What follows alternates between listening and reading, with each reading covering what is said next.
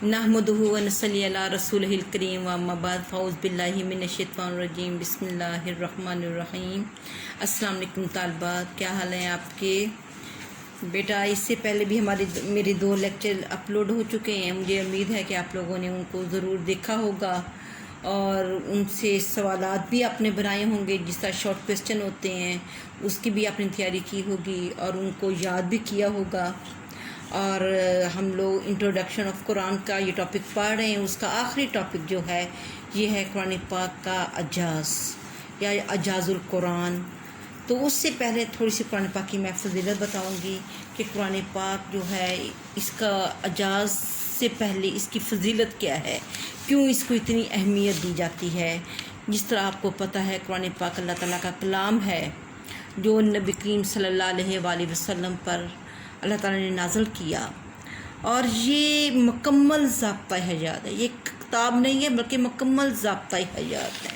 इसमें इंसान को ज़िंदगी गुजारने के तमाम जो भी नकात थे वो अल्लाह ताला ने इसमें बता दिए। कोई चीज़ ऐसी नहीं जो इसमें बयान ना की गई हो।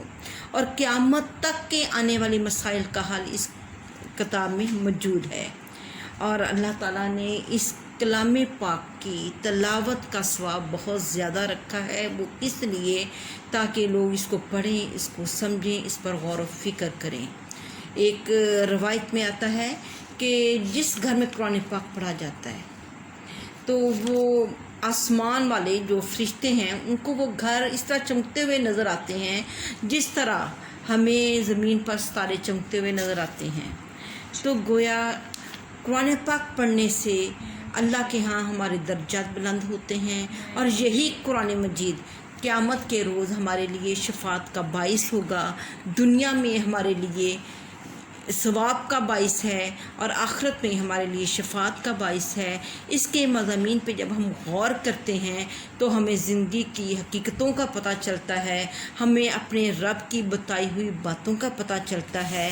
और अल्लाह ताला ने इसीलिए ये कहा है कि जो शख्स इसका एक हरफ तलावत करता है उसके लिए भी 10 नेकी हैं। जैसा कि अलिफ लाम मीम, उसकी मिसाल हदीस में दी गई कि अलिफ लाम मीम जो है ये एक लफ्ज़ नहीं है बल्कि ये 3 हरूफ हैं और 3 हरूफ का सवाब 30 नेकियां हैं।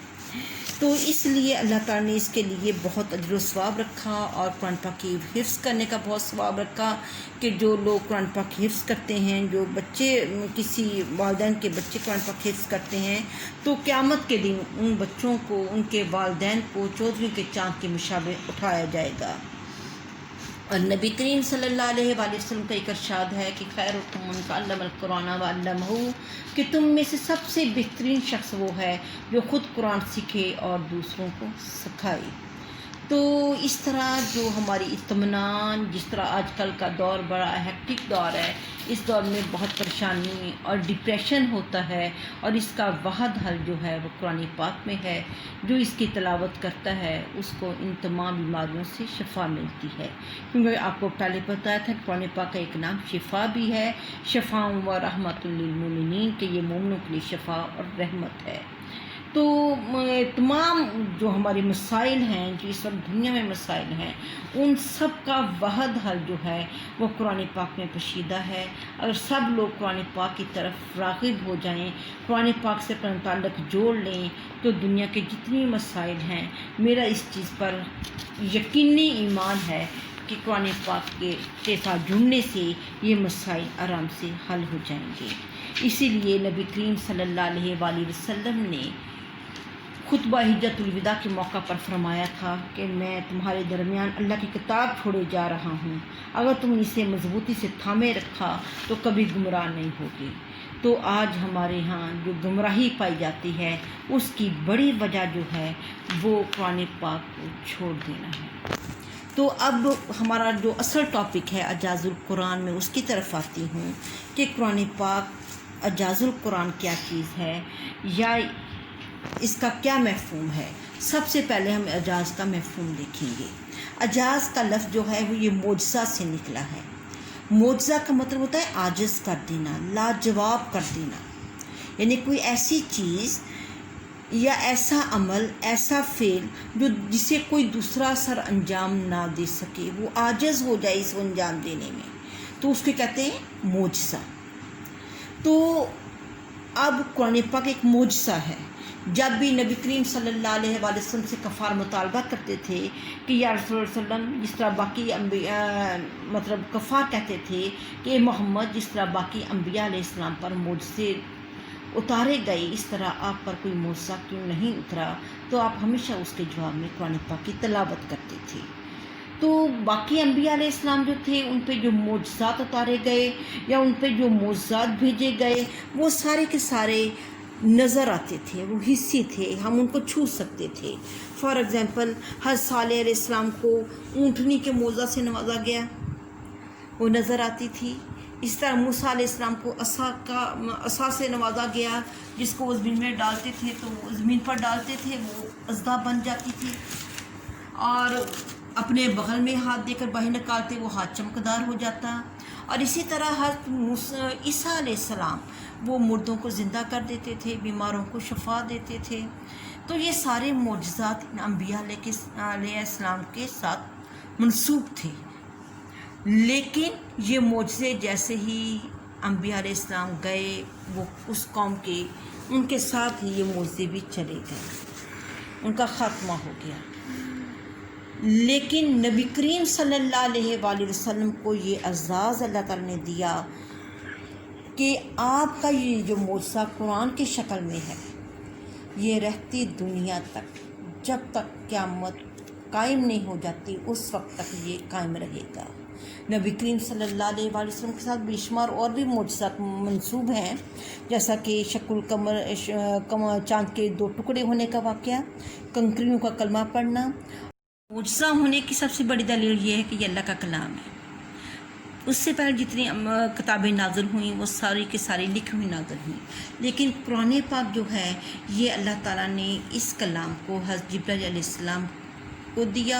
جبرائیل علیہ السلام نے اس کلام کو نبی کریم صلی اللہ علیہ وآلہ وسلم کے قلب اطہر پہ نازل فرمایا، اور آپ صلی اللہ علیہ وآلہ وسلم پہ جیسے ہی نازل ہوتا تھا، آپ فوراً اس کو لکھوانے کا اہتمام کرتے تھے، اور اس کی زبر زیر پیش میں بھی کسی قسم کا کوئی ہیر پھیر یا کوئی اپنی پسند کے مطابق آپ نہیں کرتے تھے، بلکہ اسی طرح لکھواتے تھے جس طرح یہ نازل ہوتی تھی۔ اور اسی وجہ سے، یہ اللہ کا کلام ہونے کی وجہ سے، اس نے فصاحت و بلاغت کے لحاظ سے یہ بے نظیر کتاب بن گئی۔ یہ ایک منفرد کتاب ہے، اس میں ایسی تراکیب پائی جاتی ہیں، اس کے جملے، اس کی عبارت کا اندرونی ربط، وہ چیزیں ہیں جن کی وجہ سے ہم سمجھتے ہیں کہ قرآن پاک جیسی کوئی اور کتاب روئے زمین پر نہیں ہے۔ اور اسی چیلنج کو اللہ تعالیٰ نے عربوں کے سامنے پیش کیا کہ اگر تمہیں کوئی شک ہے تو اس جیسی کتاب بنا لاؤ۔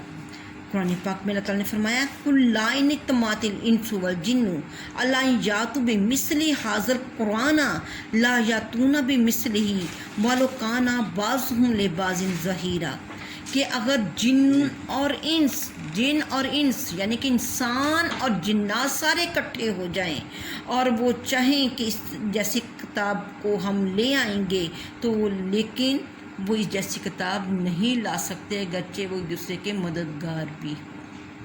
تو یہ چیلنج تھا اہل مکہ کے لیے، عرب والوں کے لیے، کیونکہ عرب جو ہے اپنے آپ کو بڑا فصیح اللسان کہتے تھے، اور باقی جتنی دنیا ہے ان کو یہ اجمی کہتے تھے، اور اجمی کا مطلب ہوتا ہے گونگا۔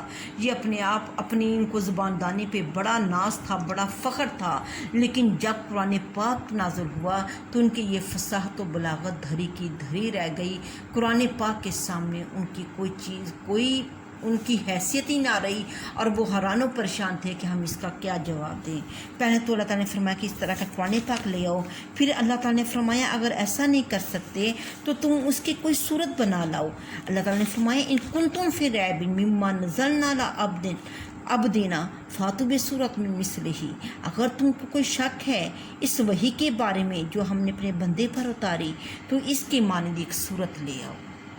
لیکن افسوس کہ ان کے پاس ایک صورت کیا، ایک لفظ جو ہے اس کی بھی یہ مثال پیش نہ کر سکے، کیونکہ قرآن پاک کا ایک ایک حرف، ایک ایک جملہ، ایک ایک شوشہ، ایک ایک نقطہ جو ہے یہ روٹس رکھتا ہے، اور یہ اس طرح ہے جس طرح ایک نگینہ جڑا ہوتا ہے، تو قرآن پاک کا ایک لفظ نگینے کی طرح جڑا ہوا ہے، اس کو ادھر سے ادھر ہلایا نہیں جا سکتا۔ تو اس لحاظ سے، اپنی فصاحت و بلاغت کے لحاظ سے، اللہ کا کلام ہونے کے لحاظ سے یہ ایک معجزہ ہے۔ پھر دوسرا معجزہ ہم دیکھتے ہیں قرآن تفسیر۔ قرآن تفسیر سے مراد یہ ہے کہ قرآن پاک کے الفاظ دل کی دنیا بدل کے رکھ دیتے ہیں۔ ہم دیکھتے ہیں جب بالکل ابتدا میں قرآن پاک نازل ہوتا تھا تو یہ کفار اس کو سنتے تھے، ان کی دل کی دنیا بدل جاتی تھی۔ اس کی چھوٹی سی مثال وہی نجاشی کے دربار والی ہے کہ کفار مکہ مسلمانوں کے پیچھے نجاشی کے دربار میں جا پہنچے، انہوں نے مسلمانوں کی شکایت کی۔ جب نجاشی نے مسلمانوں کو بلا بھیجا اور ان سے پوچھا کہ یہ آپ لوگوں کی شکایت کر رہے ہیں، تو اس وقت وہاں پہ موجود حضرت جعفر طیار نے سورہ مریم کی تلاوت کی، اور اس تلاوت کو سنتے ہی نجاشی کے دل کی دنیا بدل گئی، اس کی آنکھوں سے آنسو جاری ہو گئے، اور وہاں پہ قریش کی سفارت ناکام ہو گئی۔ پھر دوسری مثال ہمیں حضرت عمر فاروق رضی اللہ تعالیٰ عنہ کی نظر آتی ہے کہ جب ابھی وہ مسلمان نہیں ہوئے تھے اور وہ نعوذ باللہ نبی کریم صلی اللہ علیہ وآلہ وسلم کو قتل کرنے کے ارادے سے اپنے گھر سے نکلے، لیکن بعد ازاں ان کو معلوم ہوا کہ ان کی بہن اور بہنوئی مسلمان ہو چکے ہیں، تو وہ قتل کرنے کے بجائے اپنی بہن کے گھر چلے گئے۔ وہاں پہ ان کو یہ کانوں میں پہلے تو انہوں نے کافی لڑائی والا سین وہ کریٹ کیا، لیکن اس کے بعد انہوں نے کہا کہ مجھے یہ آیات کو سناؤ، تو جب آیات انہوں نے سنی ان کے دل کی دنیا بدل گئی اور وہ مسلمان ہو گئے۔ پھر ہم دیکھتے ہیں کہ کفار مکہ، ان کے اندر کون سی ایسی برائی نہیں تھی جو موجود نہ ہو، لیکن ہوا کیا کہ جیسے ہی قرآن پاک کے وہ حامل ہوئے، جیسے انہوں نے قرآن پاک کو سنا، ان کے دل کی دنیا بدل گئی، وہ کیا سے کیا بن گئے۔ اسی لیے اللہ تعالیٰ نے فرمایا لو انزلنا ھذا القرآن علی جبل، کہ اگر ہم اس قرآن کو پہاڑوں پہ نازل کرتے، لا رأیتہ، تو پھر آپ دیکھتے، خاشعا، کہ وہ دب جاتے اللہ کے خوف سے، متصدعا من خشیت اللہ، وہ اللہ کے خوف سے دب جاتے، پھٹ جاتے۔ تو اسی وجہ سے کفار مکہ کہا کرتے تھے کہ قرآن پاک جب پڑھا جائے تو اس کو سننے نہ دیا کرو، بلکہ شور کیا کرو۔ اور کفار مکہ کا یہ قول تھا، قال الذین کفروا لا تسمعوا لہذا القرآن والغوا فیہ لعلکم تغلبون، کہ جب قرآن کفار نے کہا اس قرآن کو نہ سنا کرو، اس کے پڑھتے وقت شور و غل کیا کرو، شاید کہ تم جیت جاؤ۔ تو قرآن جو ہے اپنی تفسیر کے لحاظ سے بے نظیر کتاب ہے۔ اس کو جو جیسے اور آج کی جدید دنیا میں بھی بے شمار ایسے واقعات ہیں کہ لوگوں نے چلتے ہوئے، لوگوں نے کھڑے ہوئے اتفاقاً قرآن پاک انہوں نے آیات سن لی اور اس کی تاثیر سے وہ مسلمان ہو گئے۔ تو قرآن اپنے الفاظ کے لحاظ سے انتہائی پر اثر تاثیر رکھتا ہے۔ پھر حفاظت قرآن دیکھتے ہیں کہ حفاظت قرآن کے لحاظ سے یہ ایک معجزہ ہے۔ اب آپ دیکھیں کہ قرآن پاک سے پہلے زبور بھی نازل ہوئی، توریت بھی نازل ہوئی، انجیل بھی نازل ہوئی، اور کچھ صحیفے مختلف انبیاء پہ نازل ہوتے رہے۔ کیا آج وہ ہمارے پاس اسی شکل میں موجود ہیں جس شکل میں وہ نازل ہوئے؟ نہیں، ہمارے پاس کوئی بھی کتاب اپنی اصل شکل میں محفوظ نہیں۔ توریت، زبور، انجیل سب کی ٹرانسلیشن ہمارے پاس، وہ بھی تحریف شدہ شکل میں، اصل شکل میں کوئی بھی چیز ہمارے پاس نہیں۔ یہ اعزاز بھی اللہ تعالیٰ نے قرآن پاک کو دیا کہ قرآن پاک اسی شکل میں موجود ہے جس شکل میں یہ نازل ہوا تھا۔ کیوں؟ کیونکہ اللہ تعالیٰ نے فرمایا انا نحن نزلنا الذکر وانا لہ لحافظون، اور دوسری جگہ اللہ تعالیٰ فرماتے ہیں حامیم سجدہ کی یہ آیت ہے، لا یاتہ الباطل من بین یدہ ولا من خلفہ، کہ باطل نہ اس کے سامنے سے اس پر آ سکتا ہے نہ پیچھے سے۔ تو डॉक्टर हमीदुल्लाह बहुत बड़े मुहक्किक थे, अभी इस चंद साल पहले ही उनकी वफ़ात हुई है। तो ये कुरान पाक पेरिस में होते थे, फ्रांस में। तो ये बताते हैं कि इनका इत्फाक, इनके हाथ में एक ऐसी रिपोर्ट लगी जो कुरान पाक की हक़ानियत पे दलालत करती है। वो कहते हैं कि यहूदी और ईसाई सब ने ये मिलकर एक कमेटी बनाई और उनका ख़्याल ये था कि हम जितने कुरान पाक के नुस्खे दुनिया में फैले हुए हैं उन सबको इकट्ठा करेंगे। उनके इकट्ठा करने के बाद फिर हम देखेंगे कि इसमें कोई रद्दो बदल है या ये वही हैं, एक जैसे हैं। और कोई रद्दो बदल हुआ तो हम लोगों के सामने ये लेकर आएंगे ताकि लोग जो मुसलमान हो रहे हैं वो इससे मुनहरिफ हो जाएं। तो डॉक्टर हमीदुल्लाह अपनी किताब में लिखते हैं कि जब 10 साल ये कमेटी काम करती रही, हज़रत उस्मान गनी का जो सहीफ़ा था वहाँ से लेकर अब तक के मौजूदा सहीफ़े कोई सैकड़ों की तादाद में इन लोगों ने इकट्ठे किए दुनिया के हर गोशे से। लेकिन जब ये इसने अपना नतीजा अख़ज़ कर लिया, रिपोर्ट लिख ली, तो अचानक ये जो कमेटी थी, ये जो इतनी उन्होंने कोशिश की थी, इसको बिल्कुल ख़त्म कर दिया गया। डॉक्टर हमीदुल्लाह कहते हैं कि वहाँ का एक कमेटी का ही मेंबर था, उससे मेरी मुलाकात हुई तो उसने मुझे बताया कि ये इसको ख़त्म इसलिए किया गया था क्योंकि हमें ये प्रूफ हासिल हुए थे कि जितने हमारे पास नुस्खे कुरान पाक के मौजूद थे, हमने उन सबको मिलाया तो कुरान पाक के तमाम नुस्खे एक जैसे थे, सवाए किताबत की कहीं गलती थी, इसके अलावा कहीं ज़बर ज़ेर पेश की भी गलती नहीं थी। फिर उन्होंने ये सोचा कि अगर इस रिपोर्ट को हम मंजर-ए-आम पर ले आए तो बेशुमार लोग मुसलमान हो जाएंगे। तो जदीद दुनिया में भी ये मतलब कुरान पाक की हिफाजत का एक बयन सबूत है कि अल्लाह ताला ने इसकी हिफाजत का ज़िम्मा लिया हुआ है और इसलिए कुरान पाक ठीक उसी शक्ल में महफूज है जिस शक्ल में ये उतारा गया था। फिर हम देखते हैं अपनी जामियत के लिहाज से ये एक मौजज़ा है।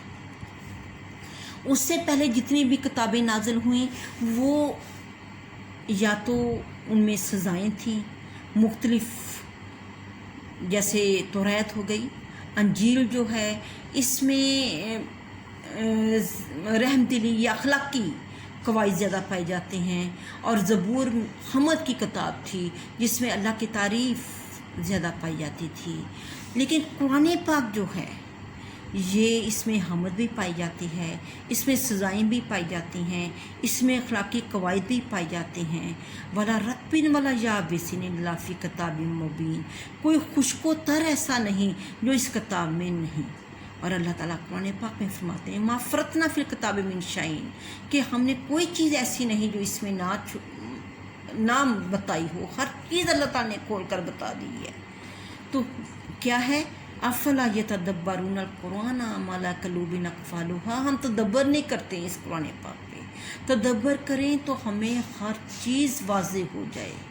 अगर माशरत का मसला है, माशरत का मसला है, सियासत का मसला है, हमारे मज़हब का मसला है, हमारे दीन का मसला है, हर चीज़ यहाँ पे पाई जाती है। कोई खुश्को तर ऐसा नहीं जो इस कुरान पाक में ना पाया जाता हो। आप बाप हो तब भी आपको कुरान पाक से रहनुमाई मिलेगी, आप औलाद हो तब भी आपको कुरान पाक से रहनुमाई मिलेगी, आप हुक्मरान हो तब भी कुरान पाक आपकी रहनुमाई करेगा कि हुक्मरानी कैसे करनी है। अगर आप कैदी हो तब भी कुरान पाक में अहकामात हैं, अगर आप उस्ताद हो तो तब भी आपको इसमें यहाँ से हदायत मिलेंगी, अगर आप तालिब इल्म हो तब भी आपको हदायत मिलेंगी, अगर आप ताजर हो तो तजारत के असूल भी कुरान पाक में पाए जाते हैं, अगर आप घर का निज़ाम चला रहे हो तो तलाक़, खुला, इद्दत, इला, ये तमाम मज़ामीन कुरान पाक में पाए जाते हैं। हर चीज़ अल्लाह ताला ने वाज़ेह तौर पे बता दिया। इसीलिए जामियत के लिहाज से कुरान पाक मौजज़ा है। अगर हम इसको अपना लें तो आप यकीन करें कि हमारी ज़िंदगी में इनकलाब बर्पा हो जाएगा। फिर कुरान पाक के जो मौजज़ात हैं, अब आप देखें कोई भी मुसन्निफ़ किताब लिखता है वो बहुत अला पाई का मुसन्निफ़ है, तो क्या होगा, चंद दिनों में हम वो किताब पढ़ ली, پھر ہم دوبارہ پڑھ لیں گے، پھر تیسری دفعہ پڑھ لیں گے، اس سے زیادہ ہم سے نہیں پڑھی جائے گی. یا بہت اچھا لگتا ہے ہم ایک مہینہ بھر مزید پڑھ لیں گے، اور بہت اچھی لگتی ہے تو ہم ایک سال بھر پڑھ لیں گے، لیکن اس کے بعد پھر ہم اس کو نہیں پڑھ سکیں گے. قرآن پاک کا اعجاز یہ ہے کہ 1400 سال گزر چکے اور روز بروز کے پڑھنے والوں کا اضافہ ہو رہا ہے. ہر روز اس کو پڑھا جاتا ہے، ہر جگہ اس کو پڑھا جاتا ہے، اور مسلسل پڑھنے سے نہیں لوگ اکتاتے. اور قرآن پاک کے جو معجزہ، یہ معجزہ ہے قرآن پاک کا. اور کوئی بھی دنیا کی جو کتاب ہے اس کا کوئی حافظ نہیں، اور قرآن پاک کے حافظ ہیں، بے شمار حافظ ہیں. اور پھر ہم دیکھتے ہیں تفاسیر کہ جتنی بھی دوسری کتابیں آئیں ان کی 2 یا 4 شرحیں لکھی گئیں، اور قرآن پاک کی کتنی تفاسیر لکھی گئیں اس کا کوئی حساب ہی نہیں ہے. یہ تعداد صرف اللہ تعالیٰ کو پتہ ہے. اور اس کے جو معجزات ہیں وہ کبھی ختم نہیں ہوتی. اس کو مسلسل پڑھنے سے ہم کو کتاب پڑھتے ہیں وہ ردی ہو جاتی ہے، یہ ردی نہیں ہوتی ہے. اس کے عجائبات قیامت تک جاری رہیں گے. جیسا کہ فرعون جو اس کی لاش ہے، تو یہ قرآن پاک میں 1400 سال پہلے ذکر کیا گیا تھا، لیکن فرعون کی لاش تو اب دریافت ہو رہی ہے. مصر کا ایک ڈاکٹر تھا، اس نے اس چیز پہ تحقیق سورہ یوسف کو پڑھ رہا تھا کہ اس کو وہاں سے یہ نقطہ ملا کہ یوسف علیہ السلام کی جو قمیض تھی وہ یعقوب علیہ السلام کے سامنے لائی گئی، ان کی آنکھوں پہ رکھی گئی تو ان کی بینائی روشن ہو گئی. اس سے اس کے ذہن میں یہ کلک ہوا کہ مجھے انسانی پسینے پہ تحقیق کرنی چاہیے. اس نے انسانی پسینے پر تحقیق کی اور اس نے ایک ایسی میڈیسن ایجاد کی جو کہ آنکھوں کی بینائی کے لیے بہت مؤثر تھی. تو یہ کس لیے کہ اس کا ایک معجزہ تھا. اور اسی طرح ہم دیکھتے ہیں کہ ایک یورپی محقق تھا، اس نے اسکن کے اوپر تحقیق کی اور 10 سال اس نے تحقیق کی. اس کے بعد بہت بڑے سیمینار میں اس نے اپنی تحقیق پیش کی، اور اس میں اس نے کہا کہ جو تکلیف ہمیں ہوتی ہے، جو چوٹ لگتی ہے، جو آگ کی تکلیف ہوتی ہے، اس سے صرف ہماری اسکن متاثر ہوتی ہے، ہماری ہڈیوں کو یا ہمارے گردے کو یا ہمارے گوشت کو اس سے کوئی نقصان نہیں ہوتا. جب اس نے یہ پڑھ لیا تو وہاں پہ ایک مسلمان ڈاکٹر بیٹھا ہوا تھا. اس نے کہا آپ یہ اب بتا رہے ہو، ہماری قرآن پاک میں تو یہ 1400 سال پہلے لکھ دیا گیا تھا. اس نے اس چیز پہ یقین نہیں کیا. تو وہ جو ڈاکٹر تھا اس نے اس کو انگریزی ٹرانسلیشن والا ایک قرآن پاک دیا اور اس میں بتایا یہ دیکھو قرآن پاک میں لکھا ہوا ہے کہ جب جہنم میں لوگ جائیں گے ان کی اسکن جو ہے ایک دفعہ جل جائے گی تو پھر اللہ تعالیٰ اس پہ دوسری اسکن ان کو اسکن میں بدل دے گا، دوسری اسکن ان کو دے دے گا. جب وہ اسکن بھی ان کی جل جائے گی پھر تیسری اسکن، تو اس کا مطلب یہ ہے کہ اللہ تعالیٰ نے یہ نہیں کہا کہ اس کے سارا جسم بدلا جائے گا، بلکہ اللہ تعالیٰ نے صرف اس کی جلد کا ذکر کیا ہے. تو اس چیز پر وہ بہت متاثر ہوا اور وہ ایمان لے آیا. اور اسی طرح جو رحم مادر کا ذکر کیا گیا ہے قرآن پاک میں، یہ بھی قرآن پاک کا معجزہ ہے. اور آج یہ پوری دنیا مان رہی ہے کہ قرآن پاک میں جو جو مراحل بتائے گئے ہیں انسانی جنین کے حوالے سے، وہ منوعاً بالکل ویسے کے ویسے ہیں جو کہ قرآن پاک میں بتائے گئے. الحمدللہ ہم حامل قرآن ہیں، ہم وہ امت ہیں جن کو قرآن پاک دیا گیا. تو بیٹا اس لیے آپ لوگ قرآن پاک پڑھا کرو، قرآن پاک سیکھا کرو. قرآن پاک کو روزانہ ایک رکوع ترجمے تفسیر کے ساتھ، اب آپ کے پاس پلنٹی آف ٹائم ہے، بہت سارا ٹائم ہے، اس ٹائم کو یوٹیلائز کرو. اس ٹائم میں آپ ضرور قرآن پاک کو ترجمہ تفسیر کے ساتھ پڑھنا ہے، آپ نے ڈیلی پڑھنا ہے اور ضرور پڑھنا ہے. یہ میرا آپ مجھ سے یہ وعدہ کریں کہ آپ لوگوں نے یہ کرنا ہے. جیسے ہی انشاءاللہ ہمارے کالج کھلتے ہیں تو پھر میں آپ لوگوں سے پوچھوں گی کہ آپ میں سے کون کون سی بچیاں ہیں جنہوں نے یہ سلسلہ شروع کیا ہوا ہے. جب تک ہم قرآن پاک کو سمجھیں گے نہیں، ہمیں قرآن پاک کا فائدہ اسی وقت حاصل ہوگا جب کہ ہم اس کو سمجھیں گے یہ کس لیے ہے اور اس کا کیا پرپس تھا اور یہ کس لیے دنیا میں اللہ تعالیٰ نے اس کو نازل کیا. میرا خیال ہے کہ آپ نے اس سے بہت کچھ سیکھا ہوگا. اللہ حافظ.